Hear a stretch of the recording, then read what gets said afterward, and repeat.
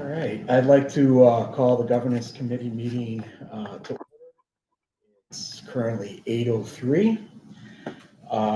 Moving, and we're broadcasting live at the Town Hall, Room 101A, as kind of like to remind people we are a public meeting and anybody is able to come and join us for any of our IDA meetings.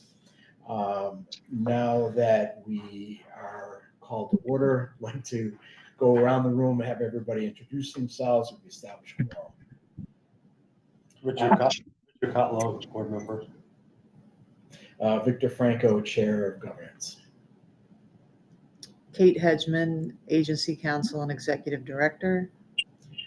Okay. And we have Ja Hoke on Zoom here.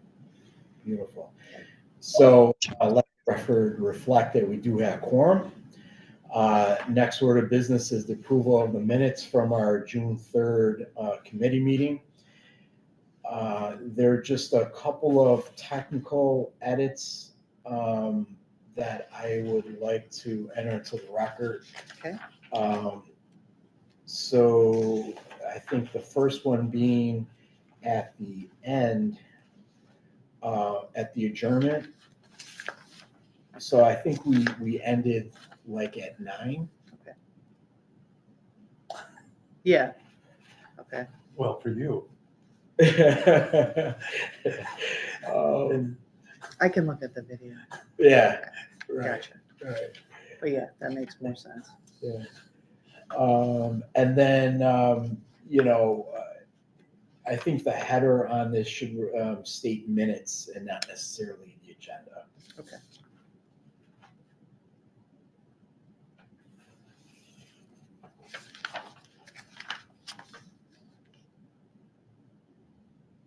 What? There's parentheses. Oh, okay. Yeah. Gotcha. Okay. Any other edits, additions? Okay, seeing that there's none, I'd like to entertain a motion to accept the minutes as amended. Second, all those in favor say aye. Opposed? Okay, minutes are accepted. First order of old business is review of the procurement guidelines. These guidelines were included in your meeting package. Now I'd like to open up the floor for any discussion. Just to, may I just, before we do that, Absolutely.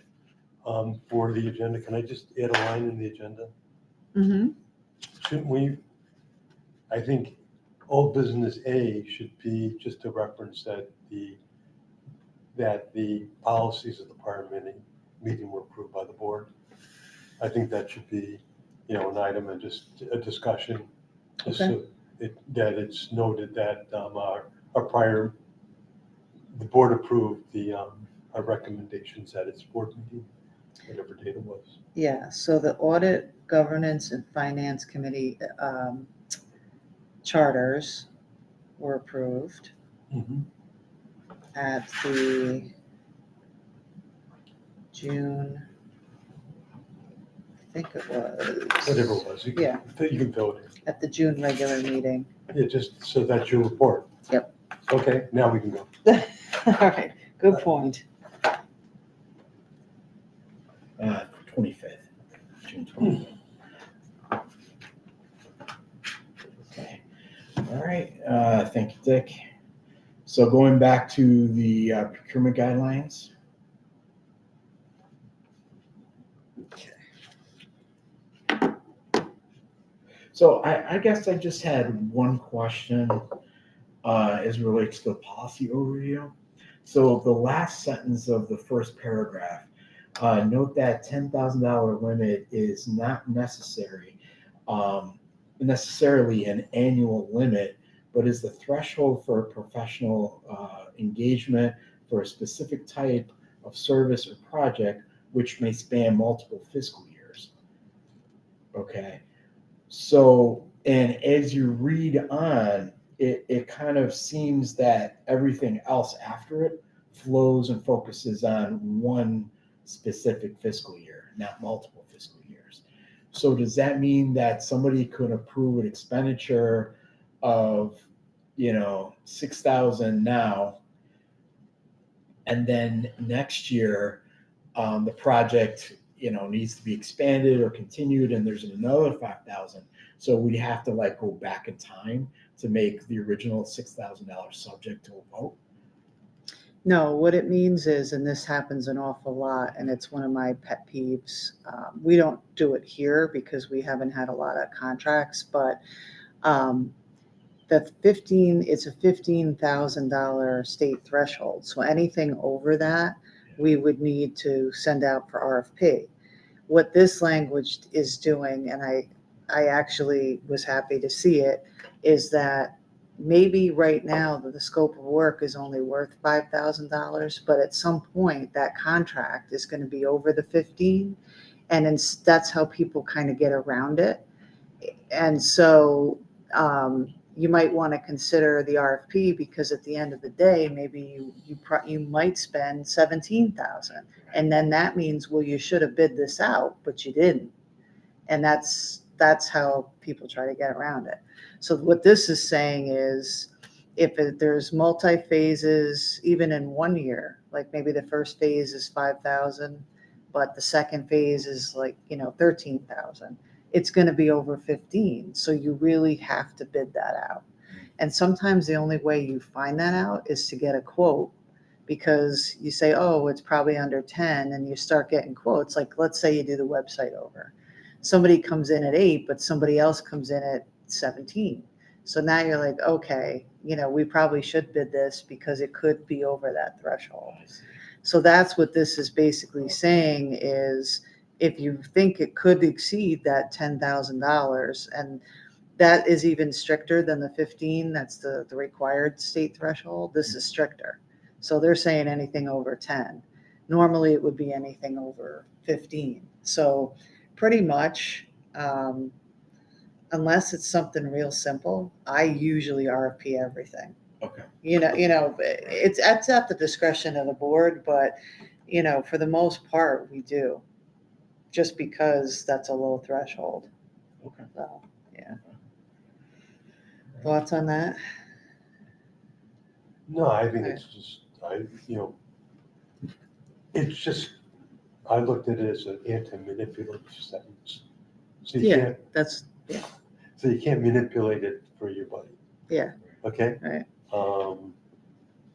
I'm okay with that. Okay. Because quite frankly, in real world, what happens is it'd go back to the board, you'd have a discussion, and hopefully you'd come to the right conclusion, whether to rebid it or understand that this is where it is and let's go with it. I'm fine with it. Okay. All right. And I think part of it too, also the purpose of the language is he locked out? No. No. Part of it is the language that, say you approve it for 9 and it winds up costing, $10,500. Technically, the board approved it for 9, so you would have to come back to the board for that additional expenditure. Yeah. So we haven't done a lot of this, so that's why I Right. think, you're wrapping your head around, well, how exactly does this work? I see. Yeah. Yeah. All right. Okay. Morning. So the next thing I think needs to be adjusted is just kind of like making the document gender neutral. There's several references to a chairman that now, according to New York State law, we have to just specify as chair. On page 2, the first paragraph, which states a reasonable range or modest price escalations, I'm just wondering, is there any need to put thresholds on those? Like what constitutes a reasonable range and what constitutes a modest price escalation? Which paragraph are you on? So at the top of page 2, first okay. paragraph.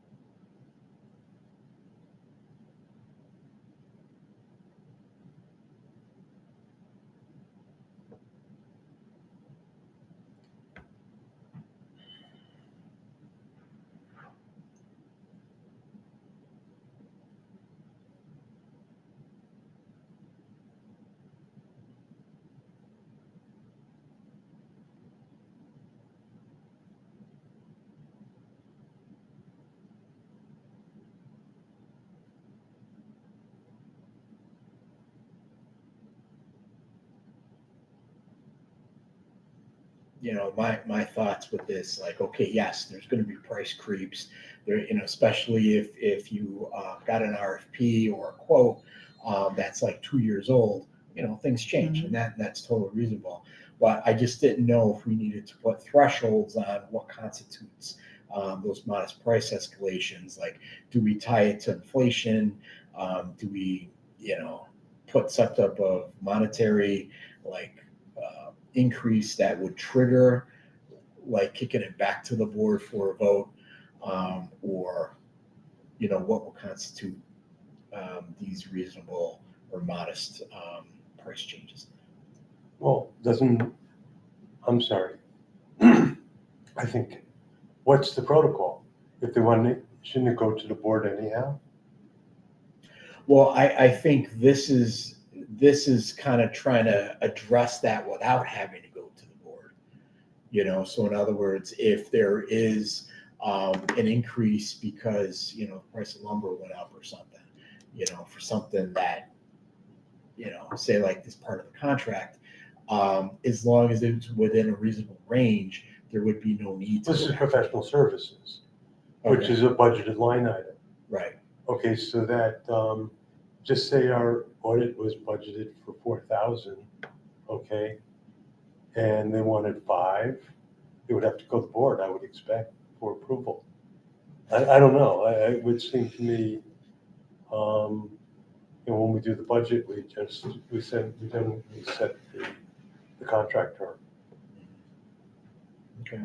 I don't. So And I'm going to split hairs because that's what lawyers do. So when I see this, there's a difference between, most of it's consultant work. So accountants, attorneys, economic development, study type folks. There's a difference between the rate at which the contract is paid. So for example, by the hour versus how much work there actually is. So your legal fees or auditor's fees could be up because there was a lot of work, not because the rate went up. Do you know what I'm saying? So I think when it says reasonable, it probably refers to the rates at which you perform the work. But usually the contracts are 1 year. So even though the RFP is good for 5 years, that's what it says at the end there. The contract is whatever period that you say it is. And you're locked in, and that contractor's locked in for that period. After that, I suppose you could rebid it, but for the most part, once it's awarded, it's awarded. And if there's going to be an increase, the consultant comes back and says there's an increase, and then you can say yes, or we're going to RFP it, or we're going to, that's generally how it works. So then would this language need to be changed or removed at all? I think reasonable is objective in that, what is everybody else charged? Like, what is everybody else paying? That's probably what I don't know how you would change it, but that's up till you. Does it even matter? I've been the beneficiary of increases many times. Yeah. Okay, and I have also asked our audit firm to do something and told them to charge us for it.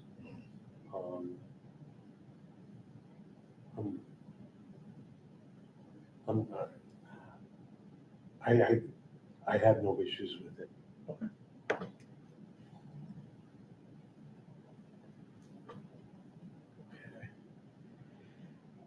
So in the next paragraph, it refers to the department may refer back to the most recent RFP. I'm assuming it's not a department, it's the IDA. Right. This is a 2007 policy. I don't know if you noticed that, how old this is. Yeah. Yeah, the footer gave it away. Yeah. Same thing with the second bullet under legal services, IDA attorney, but we don't refer to it as an IDA attorney. It's agency counsel. So should we update that term?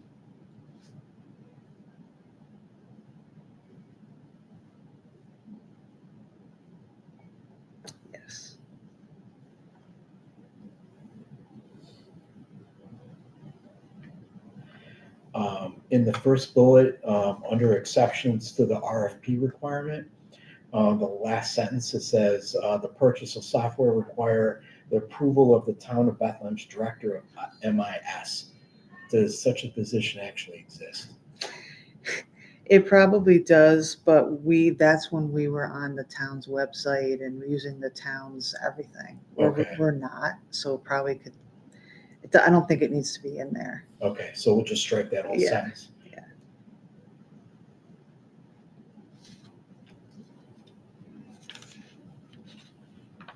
So what's interesting, and this is, I guess, kind of a side note, the second bullet for insurance basically says that we're supposed to review annually our insurance carriers.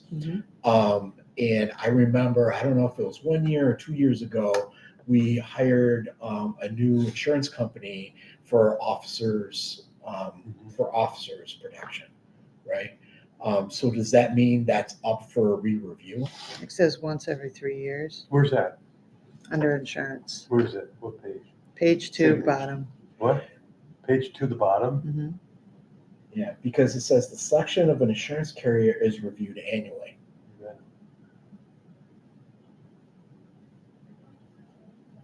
I think what that means is, you know how we have that housekeeping resolution? Okay. If you're gonna make a change, you could make a change At that point. if you wanted to on an annual basis. But we don't, this is saying we don't have to. It's remarketed once within every 3 years. Okay. Yeah. And that's fine. I'm not obviously looking to make changes to the Yeah. insurance carrier. I just want to make sure we're in compliance. Wait, let's go back, because you bring up the selection of an insurance carrier is reviewed annually, and it kind of remarketed at least every 3 years. Okay. We did we used a consultant to do that, right? Then we sent out, and what's our insurance who's our agent? Is I it think Bert Anthony? Yeah. Okay, so and Bert Anthony then went out and did the carriers. Right. The broker did. Okay, the broker. Yeah. Okay, so do we ask him to remarket it every 3 years? How do we, this is, I think it means the agent. Like the company, the agent that we go through. And we had put that out for RFP, I believe. we did. Yeah. No, there's no point, we did. I mean, you did a good job. What? You did. But the thing is that we don't do that. We have a broker. I don't really care, okay? But I just, how it works is that we have a broker. We have a consultant that does it for us, basically, and they go out and they remarket. But it does matter what insurance products they have access to. Of course. Yeah. So are we gonna every 3 years go out and do an RFP for new brokers? Or are we gonna ask our broker to go out and look at what's out there in the marketplace? Well, I think that's the first thing you would ask for is, check this, see what, if. Are we getting the best rate? Yeah. Yeah. And then if you're still unhappy, you really reserve the right to RFP whenever you'd like, really. Okay, but we're not unhappy, but if we're gonna follow this, okay, I'm just saying, we have to have somewhere mechanism, like this is really our 3rd year. Well, that's what Victor's saying, I think. Yeah, this is our 3rd year, so do we call up and say, go see what's out there in the marketplace? Yeah, I mean, I think it'd be a good idea because and we did it this way the last time, you want it November, December to Mhm. look at. And then, because you're approving maybe the housekeeping resolution in the January, March, you know what I mean? Right. So, yeah, we probably should. Because right now, I mean, this wasn't, okay, this wasn't on my radar, okay? Well, right, that's the whole It wasn't on point. my radar till this very second, Right. and we're gonna go into budget soon. Right, we should know what it is. We should do that. This is Okay. something Okay. that Mr. Eagle Eyes, okay, points out. I love these nicknames. Well, it's true. Editor in Nobody- chief, I- Eagle Eye. I'll take them. Okay, as long as no, they're no, no. endearing, I'll But take 'em. not for this, I would never even have given this a thought. Yeah. When I read through this, it didn't, quite frankly, I was looking for things other than this. It just looked Yeah. like a blur. Right. But it's something we should do today.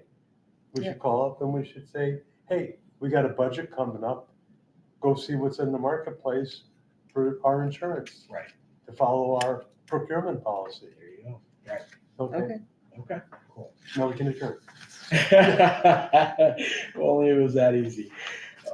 So that's everything I had for this document. Well, Okay. the only thing else is what I have is somehow, if you guys agree, that, when we have these only chairman or director approval required, my point is so long as It's been budgeted. it's for. in budgeted line, it's a budgeted item. Mhm. Okay, that's my 2 cents, other than we've got to go out. to insurance. Where would that fit in this? I put it in the front here, okay. because it says, who is authorized to hire the professional? Annual services less or equal to 10,000, the chairman. And I was gonna put something there, if the amount is already part of a line item in the budget, Okay. something like that. And is there flexibility if there isn't?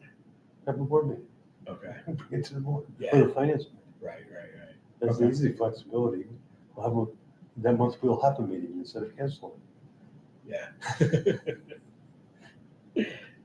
Yeah, I mean, I'd have to say, if it's something new, like a new purchase type thing that like is something we're doing, I probably would want to bring it here anyway, bring it to the board anyway.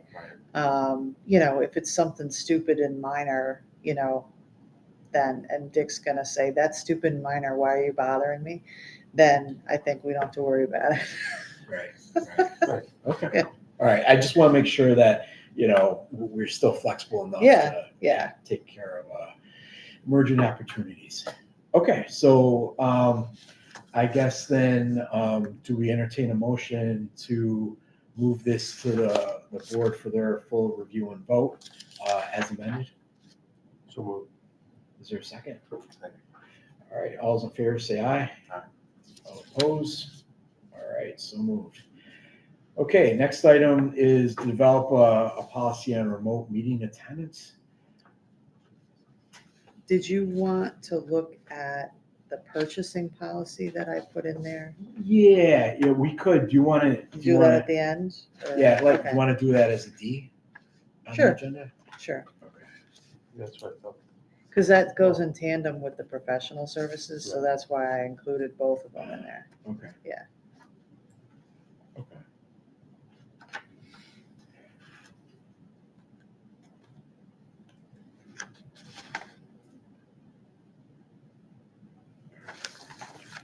Okay, so I guess we'll skip around a little of the package then. So the policy for a remote meeting, or the agency meeting policy. So, so to Dick's point, I'm assuming that there would be a common use meeting or a definition for a meeting, right? Mhm. And that would be, easily incorporated into the definition section. Well, we have to see it. Well, yeah, right. But I'm just saying, if it's not commonplace or the definition doesn't exist, in current law or otherwise. I could find something and I'd want to have it tailored to what the comptroller's opinions and actually it's the Committee on Open Government, their opinions. Because it's pretty consistent, the language that they use. So I'd have to look, I want to look at that and see what it says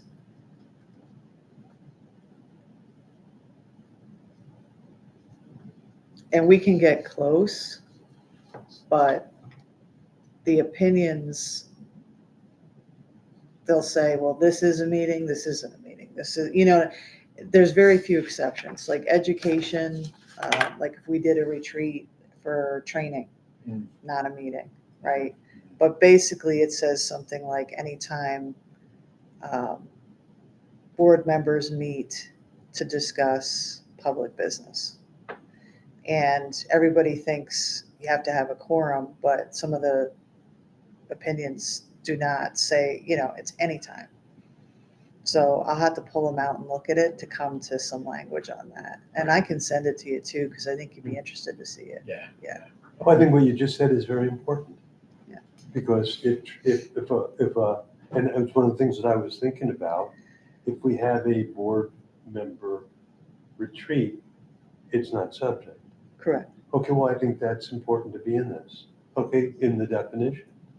We should have, The exceptions, but there's so many exceptions in the, okay, but Maybe just a reference to the law or something, so that this way the law can change and we don't necessarily I have don't know, to I change this think I would document. be more, see, Yeah. where I wanted to be less specific in marketing, I like to be more specific in this because I don't care. I think this is ridiculous. I looked at the opinions for Cahosa's training, and there's a bunch of them out there. And, we were comfortable enough. I am too. We also looked at, and again, we don't have similar projects because our town is quite different than a municipal city, but they wanted to do a tour of a project and whether that was a meeting or not. And technically the entire board was going and discussing public business. So we noticed it at the project just in case. Did you bring Al with you? Huh? No, I did not. That was pre-owl, actually. Yeah, that was pre-owl. So, but yeah, let me pull those out. Okay. But they are on the website, Committee on Open Government, and it's by topic. Yeah. So you can see. Right. Yeah. So if you have a tour then you have two tours. One, airport. It has Right. nothing to do with a quorum, remember? Okay. All right. So, and I think because that definition really speaks to the heart of this policy, maybe we should table this to the next meeting so we can actually see language and definitions and. So we know what a meeting is Yeah. Right. and we can discuss it. Right. Exactly. Well, that's what this says. Shall be any open meeting of the agency which is not. Yeah, it's all subject to the open meetings law. So it does refer to, and the public officers law. Yeah, it does. I don't think we should be more specific. We should be more specific? Yes. Okay. All right, let me look at it. Okay. So given that, then I'd like to entertain a motion to table this discussion in the next meeting. Is there a motion? So moved. Second. Okay, all those in favor say aye. Aye. Opposed? All right, it's tabled to the next meeting.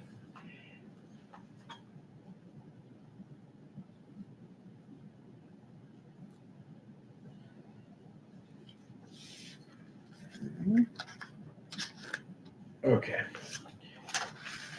So the next one is the development of a marketing committee charter. Okay, so you have in your package a draft in a very rough, form. The first thing I'd like to do is kind of go through this and conform this with the various references and formatting and language that is used in the other three charters that we just went through. Mhm. So that would kind of flow throughout this. I did note that our bylaws does not reference specific committees. Under Article 6, Section 9, it just establishes committees, but doesn't name any specific standing committees or subcommittees thereof. Let's see. The only thought I had on this that was substantive was in this last bullet, the authority and purpose.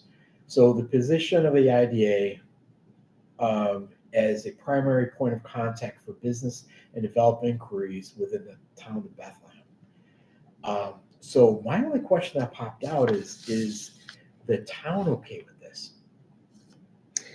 Um, And granted, I mean, full disclosure, they were present at our last, general board meeting where this subject first came up.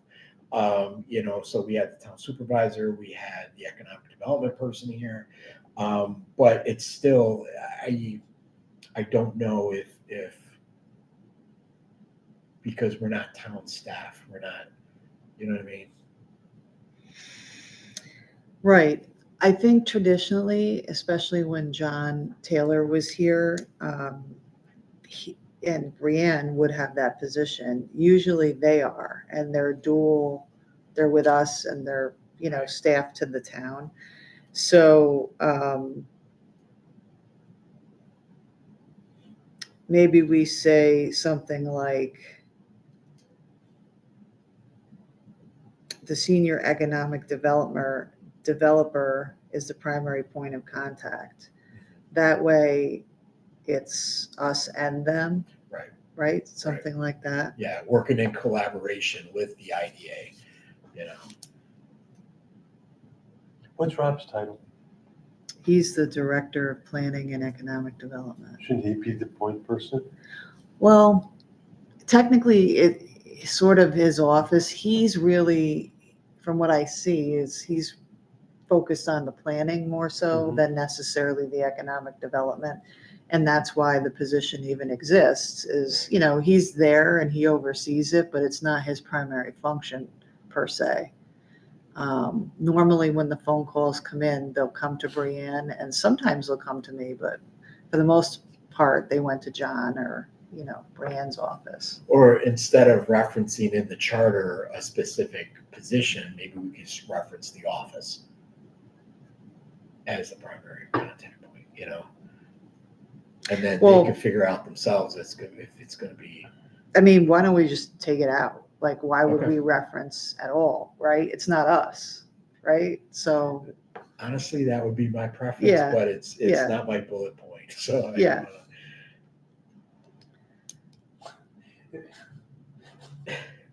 No, I think that makes sense. I think he'd be okay with that. Right. Yeah. Okay. And then two minor changes. So committee membership, making it three board members, consistent with other committees. And then the number of meetings itself on page 2. I'm thinking because this is going to be a more active committee than most, they should really meet a minimum of 4 per year. So once quarterly at minimum. Okay.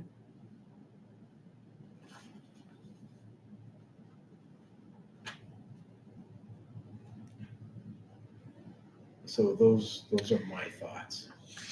The responsibilities portion, going back to page 1, to accomplish the objectives of the marketing committee has the power and authority necessary to carry out its duties, including, I don't know, I don't like the right to, but including, I would say, manage the website. Like, there's some things that committee should be in charge of, right? So Right. manage website, social media,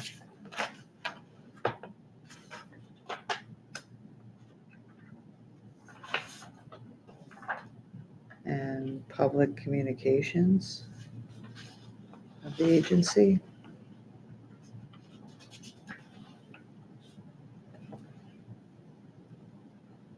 Something like that.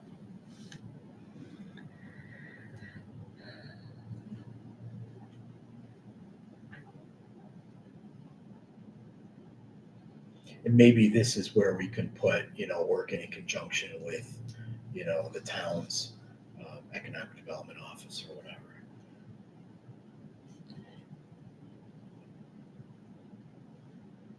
Okay, I got some membership issues. Okay.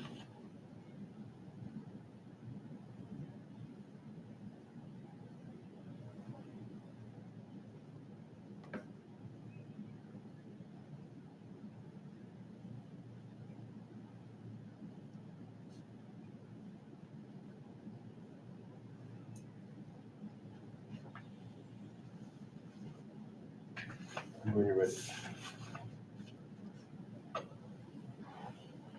Okay. First bullet, okay, this is where I came up with the bylaws.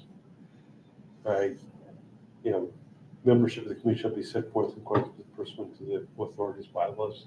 What the bylaws say about committee membership if it doesn't specify committees. Does it say anything? It says that you can appoint, I think. Yeah, the chairman, vice chairman, and members of all committees shall be appointed by the chairman of the agency, who shall serve as ex officio member of each committee. A quorum of committee shall be consist of majority of members of that committee, and that's it. That's the entire section. Okay, the committee should be comprised of X members determined by the board of directors.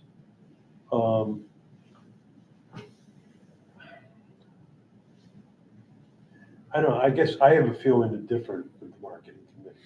Yeah, I always feel that the committee can be made up of those who want to be involved, okay? Sure. You know, any board member can be on this committee. So And, of at least 3, we can change that. That's the minimum. Okay, if that's Yeah. what, okay, that's fine. The committee members shall be appointed and may be replaced as by the agency. All members of the committee shall meet the independence standards. Okay, we all sign. What if my esteemed Mr. Hulk has a project and he's on the marketing committee? Okay, he can recuse himself from the vote, but I don't see how he has to be thrown off the committee. This is language from other charters, and I think what this refers to is the audit committee, so I think it should come out. Because Okay, the audit committee has to have independent directors. because that's what I was, when I Yeah. read this. Yeah, is- that's why it's highlighted, these are placeholders. This is. That's fine. Yeah, That don't, you know. Yeah. Members of the removal of the board.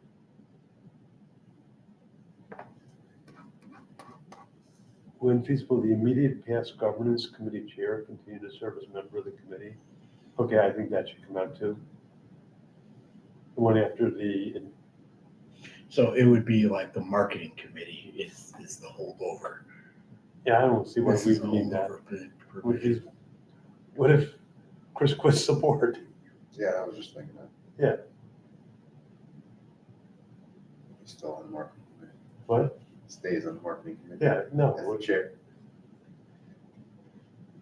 so what does it say? It says the member shall serve until the resignation, retirement, or removal by the board of directors, until succession shall be appointed and qualified. Where feasible, the immediate past governance committee chair shall continue to serve as a member of the committee for at least 1 year to ensure an orderly transition. Yeah, I don't even think we need that. Yeah, that's placeholder language. Yeah. Otherwise, we need to have, how soon we forget, our past governance committee chair, Right. who resigned from the board, Yeah. David. Yes, David. Good. All right, those are, and my overall concept of, are we, I guess, in theory, we're making this a little bit more structured than I would have in my mind. Because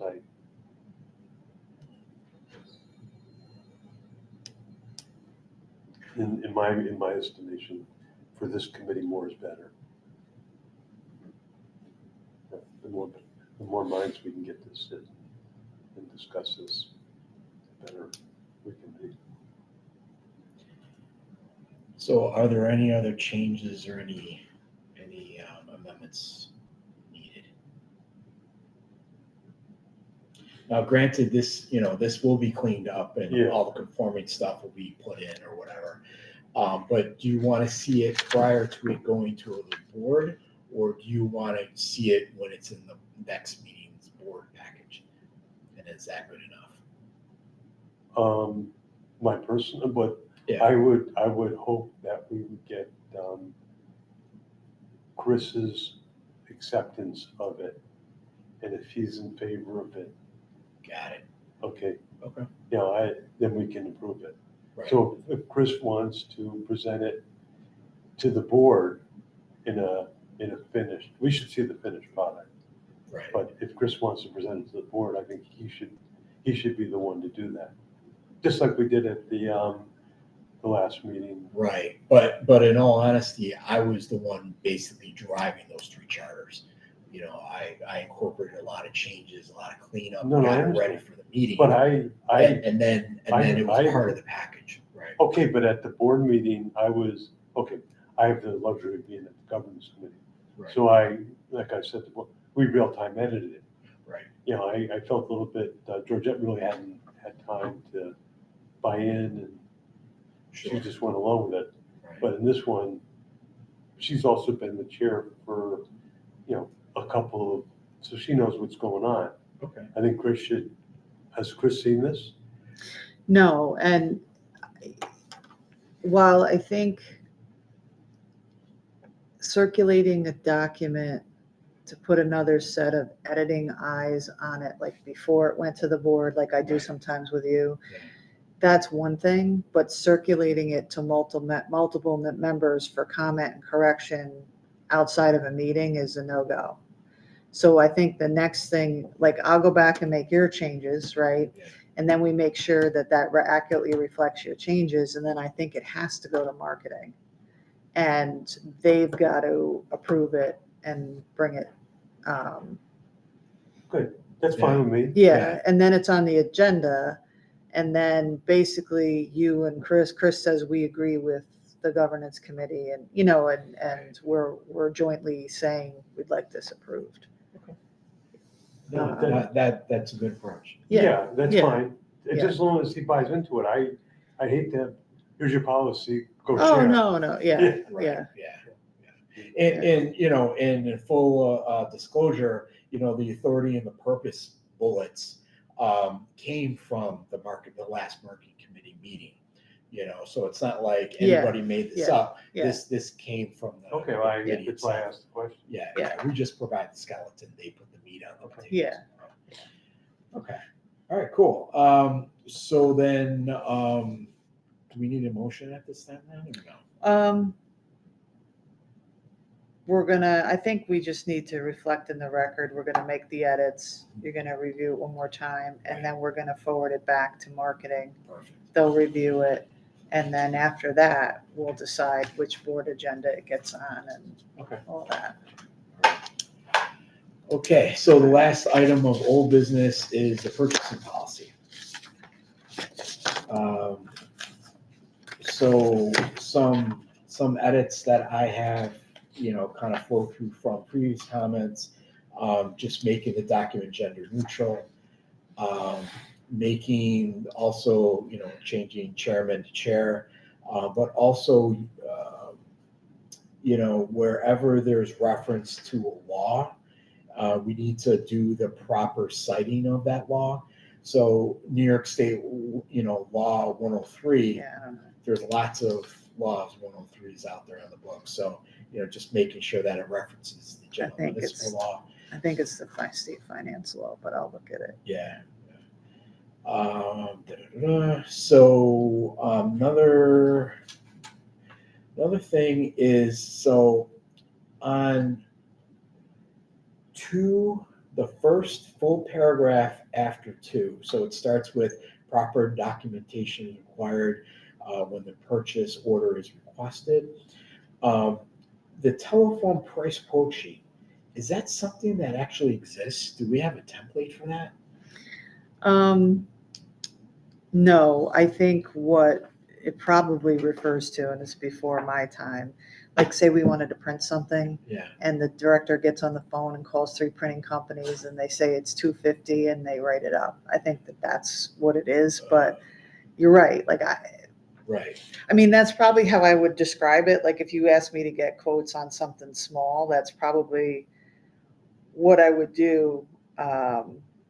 Because most businesses, like I've heard directors come back at a meeting and say, well, it's a small thing. They're not going to provide, a proposal or, so it really is a phone quote. Right, I see. Yeah. Okay, okay. Yeah, and the only reason, because if that template did exist, then we should distribute it to all the members. Sure. Yeah. So that they were going to do something. Not that I know of. It Yeah. doesn't exist. Yeah. Wasn't some of that stuff on state contract that we can get? It's so de minimis. For our budget, Yeah, it doesn't. So that was really the only things that I had on this. Okay. I don't know if anybody else had anything else. Okay. All right. So I guess then a motion is in order to accept these as amended and move to the full board for their review and consideration. Is there a motion? so moved. Second. Guess it was my turn. All those in favor, for the aye. Aye. Opposed? All right, motion passes.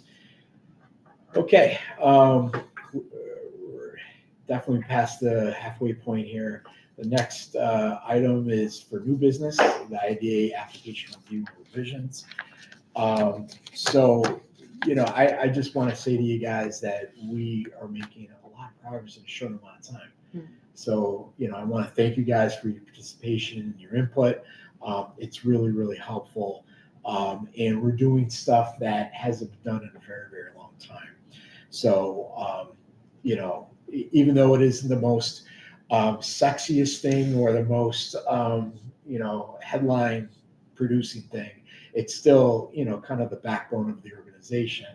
And therefore, I personally feel that it's very important to do this. All right. So with that being said, as we look in the future to the application review, because the application is so large, I just want to give you guys an ample time. The application's in the book. Go through, start reviewing it. I know, like, me and Ja haven't been around for an actual project, so it's kind of hard for us to say, oh yeah, this is information that we didn't need, or this is information that would have been nice to have. So, if I'm going to rely on Victoria, in terms of her expertise in modifications for the application. But if there's anything else out there that you think we'll need, that will be picked up at the subsequent government committee meeting. Because what we'll do, I think, is just bite off this elephant one bite at a time, since it's so big. What I do have, and I really haven't looked at it in a while because we got so busy with PSEG and that whole thing. But I do have some templates of what other IDAs have used that Victoria and I thought were like, it's a good start. Okay. So I can circulate that. The other thing I can do, and you're right, I mean, you haven't seen a project. Ted really hasn't seen a project. So I don't know that our projects, because they're older, give a good idea of what somebody puts in an application. So I could pull one, it's all public record anyway, from another IDA so you can see what was put in response, you know what I mean, to that, so that you can think, oh, I know over the last couple years that I've been doing this, Dick did say,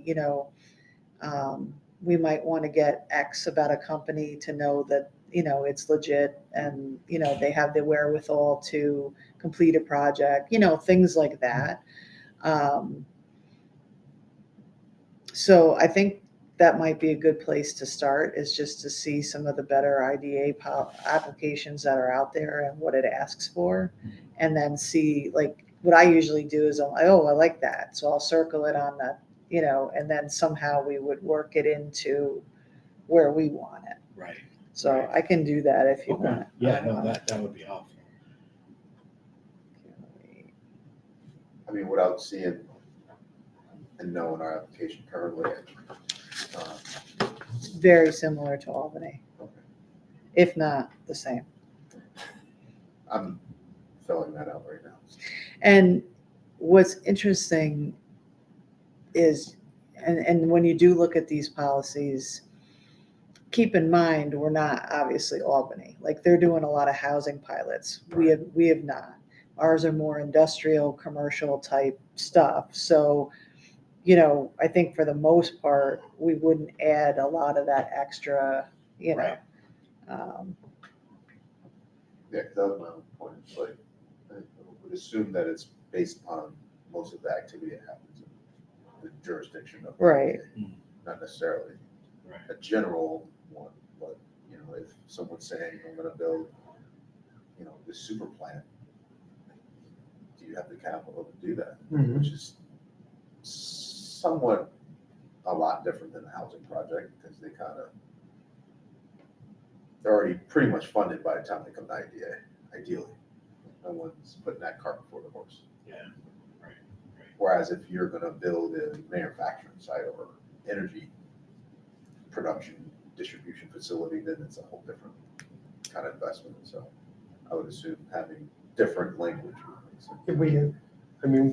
If we reflect to the applications that we've received or have discussed, one was a very good existing business that was continuing in that business, that wanted to do another business in town. Sure. Okay, that was pretty easy. We had a track history of success in a business at Burke Crane. Okay, so then they wanted to open up another, complementary business in town. The financial, it was pretty easy to make a decision on that one. Okay, we had another application for some gentlemen who decided they wanted to be in the development business. They have no track history. They didn't want to put any money in. Okay, and when we pressed them for guarantees, that they ran to the hills. Okay, well, there's two different. That was easy. That was easy too, from my perspective. And we had another transaction where the applicant really didn't define why they were applying. Okay, it was Right, sort of that but for, like Yeah, why that you need it, before. yeah, why Right. you need it, why, yeah. okay. So the application was incomplete, which goes back to, one of your points a little while ago, Victor, about who's the point person. Mhm. I always felt, okay, that when an application is presented to the board, it's complete, okay? And I felt it was the town's response, whoever the economic development person's responsibility, is saying, here's a project, I've qualified the individuals or the businesses, and here's the application, and it's got my stamp of approval. Okay, I feel that that's important, not necessarily a committee of the board. He can go, or she can go to the committee of the board to present it, and they can get their buy-in before it goes to the board. But I think that, these are the things that I'd like to see, is application goes to whoever the town responsibility, and they do the background, the due diligence. Well, it's usually, it would be me. You and also, Yeah, I mean, if they're not before the planning board, and also keep in mind, Brienne is brand new, like Mhm. doesn't have, like, she's learning all this as well. But for the most part, we didn't necessarily have incomplete applications, and what we did have was a lot of questions, I think, about the project because the application did not solicit that information. So I think once you are all set on it, it's gonna get you the information you want, whatever language changes, that at that point, yes, I would go through and be able to make sure we have all of that. That makes complete sense. And I mean, and if they're not willing to produce it for whatever reason, then I think the answer is, well, it's incomplete. And I might, just because it's my style, say, listen, they didn't submit this board. Do you want to review it anyway, or do you just want to, and you would all tell me how you want to handle it. But for the most part, I think we would just push it right back. We don't want any more rooms of the town. We don't want any more of these 40-year uncompleted projects. Right. Okay? Yeah. Okay. You were against the one that you were involved with in the city. Which one? The one that's the uncompleted eyesore on West Avenue. Oh, that one. Yeah. That one. That one. Yeah. That's a tough spot to be in. And yeah, ultimately the builder is responsible, but it's a tough spot. That's a lot The going on. designs were wrong, and That's. I think it's like the bridge. The bridge here collapses. How does that happen? Like, where were the engineers and the design professionals? And like, yeah. The city approved it. what? The city approved I it. don't know how the bridge collapsed, but quite frankly, I sort of like our bridge. I do like the new bridge, the temporary bridge. Yes. I don't think it should be changed. I Yeah. think it's maybe painted orange and black. I don't know. So, so moving on, right. the next committee meeting. So, typically we always meet the first Tuesday of the month. That would be August 5th. I don't know if people have an appetite for that.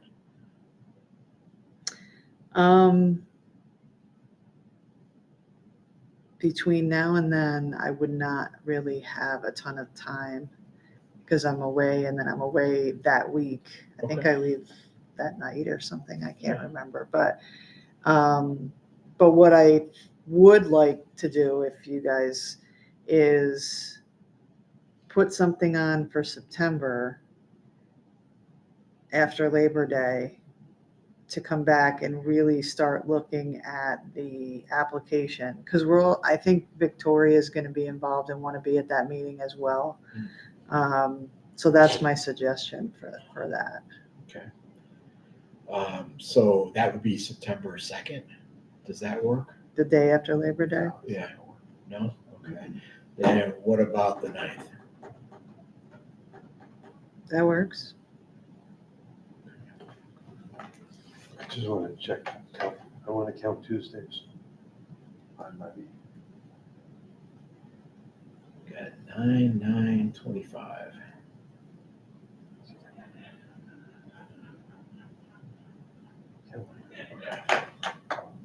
Because I suspect Way to put that's my the summer meeting away. where 2, 3. Bethlehem Energy will probably be on the agenda. Okay. So, Okay, I should be okay on the night. I just want to check. Every 6 weeks on a Tuesday, I get okay, confused. 8 a.m., Victor. Yeah. It's not very early. Jesus. It's back to school too. So I'm going to be like, All right. Is there any other business or any other, discussion that needs to be had at this time? All right. Seeing that there's none, I'd like to entertain a motion to adjourn.